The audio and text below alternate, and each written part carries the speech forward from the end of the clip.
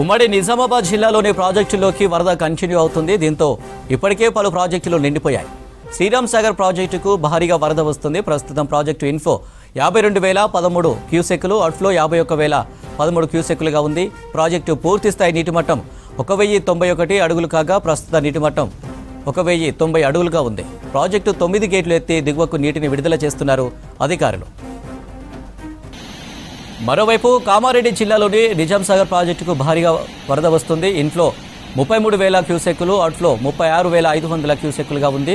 Project పూర్తి స్థాయి నీటి మట్టం 1,405 అడుగులు కాగా ప్రస్తుతం ప్రాజెక్టు 1,404 అడుగులకు చేరింది. 5 గేట్లు ఎత్తి నీటిని దిగువకు ఉన్న మంజీరా నదిలోకి వదులుతున్నారు అధికారులు. ఉమ్మడి నిజామాబాద్ జిల్లాలోని ప్రాజెక్టులోకి వరద కంటిన్యూ అవుతుంది. దీంతో ఇప్పటికే పలు ప్రాజెక్టులు నిండిపోయాయి. శ్రీరామ్ సాగర్ ప్రాజెక్టుకు భారీగా వరద వస్తుంది. ప్రస్తుతం ప్రాజెక్టు ఇన్ఫ్లో 52,013 క్యూసెక్కులు, అవుట్ఫ్లో 51,013 క్యూసెక్కులుగా ఉంది.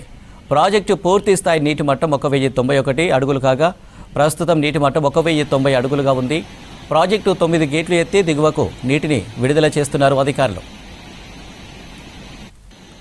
మరోవైపు కామారెడ్డి జిల్లాలోని నిజాం సాగర్ ప్రాజెక్టుకు భారీగా వరద వస్తుంది.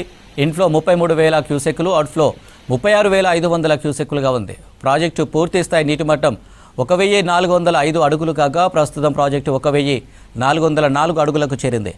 5 గేట్లు ఎత్తి నీటిని దిగువన ఉన్న మంజీరా నదిలోకి వదులుతున్నారు అధికారులు.